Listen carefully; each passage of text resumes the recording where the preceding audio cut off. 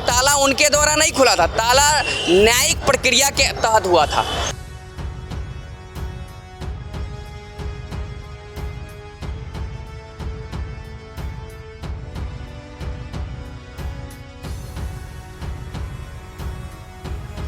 भारत मन, मंडी और मिलन, तीन चीजों का समग्रता था एक समय पर।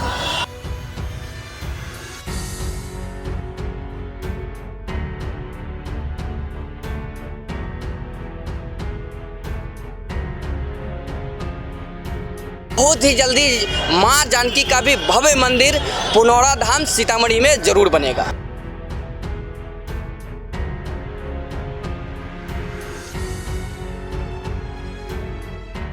पनोरमा ग्रुप, जो सोचता है वो करता है। मंदिर में पुनः विराजमान हो रहे हैं। आप यकीन मानिए, जैसा प्रधानमंत्री जी ने कहा है कि ये भारत का काल चक्र बदल रहा है। भारत पुनः त्रेता युग में प्रवेश करेगा और स्वाभाविक तौर पर आने वाले वर्षों में हम भारत को पुनः विश्व गुरु की भूमिका में देखेंगे। और वो इसलिए भी होगा क्योंकि राजा राम के ही पुण्य से भारत की भूमि पुलकित होती है।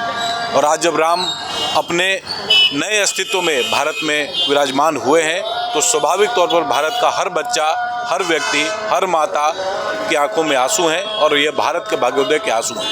राम आ गए हैं, आगे का क्या संकल्प है? राम राज्य को लेकर के कैसी परिकल्पना है? देखिए, राम जब तक भारत में विराजमान रहे, इक्ष्वाकु वंश के राम जी के बाद 40 पीढ़ियों ने देश पर शासन किया था। और तब तक भारत में स्वाभाविक तौर पर भारत दुनिया का सबसे उन्नत शिखर का देश रहा। 17वीं शताब्दी तक तो हम दुनिया के सबसे बड़े देश थे, व्यापारिक दृष्टिकोण से भी। और जो उन्नति होती है उसके प्रतिमान भारत ही था, इसीलिए पूरे दुनिया भर से लोग भारत में आने को आकर्षित हुए थे। और आज मैं स्पष्ट तौर पर ये कह सकता हूँ कि नरेंद्र मोदी जी के नेतृत्व में जिस प्रकार से देश में आर्थिक प्रगति हुई है, सामाजिक प्रगति हुई है और सबका साथ और सबका विकास जिस प्रकार से चरितार्थ हुआ है, ये आने वाला समय जो है ये भारत के नए शिखर पर देखने का होगा। और ये भारत के हर व्यक्ति के लिए जो इस पीढ़ी में भारत को देख रहा है, अनेक पीढ़ियों के बलिदान के बाद, स्वाभाविक तौर पर उसके लिए ये भावुक कर देने वाला क्षण है। और ये जो इतनी बड़ी संख्या में लोग यहाँ पर उपस्थित थे, और आज भारत का कोई ऐसा मंदिर नहीं है जहाँ पर उत्सव नहीं मनाया जा रहा है, कोई ऐसा मंदिर नहीं। और मंदिरों के माध्यम से भारत मन, मंडी और मिलन, तीन चीज़ों का समग्रता था एक समय पर। लोगों का मन मिलता था, लोग एक दूसरे से मिलते थे तो मिलन होता था, और मंदिर उसका माध्यम होता था। आज़ादी की लड़ाई में भी बाल गंगाधर तिलक जी ने जो गणेश उत्सव था उसके माध्यम से पूरे महाराष्ट्र के लोगों को एकजुट किया था अंग्रेजों के खिलाफ की लड़ाई में। आज जो भी ऐसी ताकतें हैं जो भारत को कमज़ोर करना चाहती हैं, आज इस नवोत्थान के भारत के उद्घोष को देख के आज उनकी आंखों पर मेरे ख्याल से ज़रूर उनको एक बार सोचने का अवसर आज आया है उनके सामने कि इतने वर्षों तक भारत के जो मौलिक चरित्र रहा है उससे जो छेड़छाड़ करने की प्रयास की गई, उसको जो तोड़ने का प्रयास किया गया, आज उन सभी देशद्रोहियों को भी सबक लेने का समय है। जैसा कि इन्होंने कहा कि राम आए हैं, इतने वर्षों के बाद आए हैं और यहाँ की मिट्टी में थे राम। और आगे हमारे साथ बात करने के लिए मीडिया प्रभारी हैं भाजपा के। और सर, जैसा कि आज प्रधानमंत्री मोदी ने एक बड़ी बात कही, उन्होंने कहा कि न्यायपालिका के द्वारा ये निर्णय निकला और उसके बाद राम मंदिर बना और राम विराजे। लेकिन हमारे संविधान की पहली प्रति पर भी राम की छवि बनी हुई है, राम का सिंहासन का और तस्वीर बनी हुई है। कैसे इसको लेते हैं और इसके बाद भी इस तरह की सियासत चलती है और इतने वर्षों का समय लग जाता है? देखिए, विपक्ष के द्वारा हमेशा ही वामपंथियों का जो आक्रमण रहा, उसके कारण क्या हुआ कि जो लोग एक धड़ा बट गया, वो कोशिश करने लगे कि कैसे भारत की सभ्यता और भारत की प्रभुता को समाप्त किया जाए। और उस समय जो आज़ादी के लिए लड़ने वाले लोग थे, उन्होंने कोई राम से या ये से के छेड़छाड़ करने की कोशिश नहीं की, लेकिन उसके बाद वाले धड़े ने ऐसा कोशिश किया कि ये हमारा जो सभ्यता है, भारतीय सभ्यता, जो जिस पे पूरे विदेश से लोग उस पे गर्व करते हैं, वो संस्कृति को समाप्त करने की कोशिश की गई। आप सोचिए ज़रा कि जब संविधान के प्रथम पृष्ठ पे भी राम जी का वर्णन है और गरुड़ चिन्ह है, अशोक का स्तंभ है। तो एक चीज़ बताइए फिर, मतलब ये राम पर इतने दिनों से ये लोग राजनीति क्यों कर रहे थे? आखिर राजनीति करने का कारण तो कुछ होगा उन लोग के पास।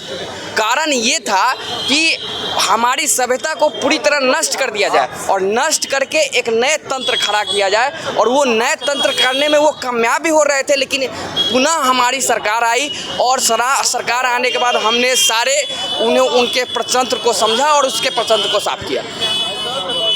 जैसा कि एक और बड़ी बात उन्होंने कही कि पहले लोग के मन में ये भ्रम पैदा किया जाता था कि अगर राम मंदिर बना तो आग लग जाएंगे, लेकिन आज जिस तरह से शांतिपूर्ण वातावरण के साथ वहाँ पर देखने को मिला और सुरक्षा व्यवस्था इतनी तगड़ी, जबकि कितने वीआईपीज वहाँ पर आए हुए थे, किस तरह से इसको देखते हैं और क्या व्यवस्था वहाँ यूपी सरकार की खास तौर पर और केंद्र सरकार की?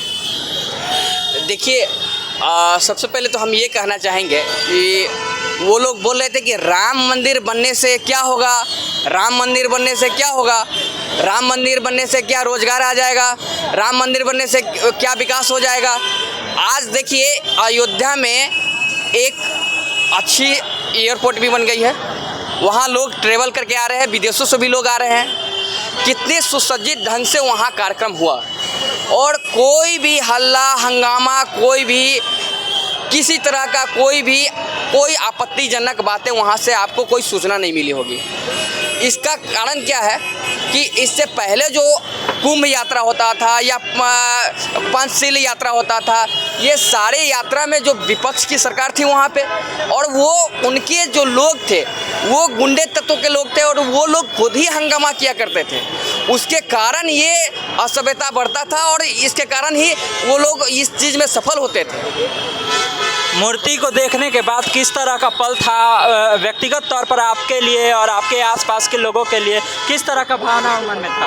बहुत ही अलौकिक पल था हमारे लिए, और हमारे लिए ही नहीं, हमारे पूरे समाज, हमारे पूरे मोहल्ले और पूरे बिहार वासियों के लिए था। और बिहार वासियों के लिए तो एक और भी सुनहरा पल है, क्योंकि राम जी जिस धरती से हम आते हैं वहाँ से सीता जी का जन्म हुआ है। और हमारा तो राम से कैसा नाता है वो आप सीता जी के को लेकर देख रहे हैं। सीता जी के यहाँ से अभी आपको मालूम होना चाहिए, वो यहाँ से जो बेटी का जो भी कुछ जाता है, सनेश जाता है, वो सनेश भी यहाँ से गया।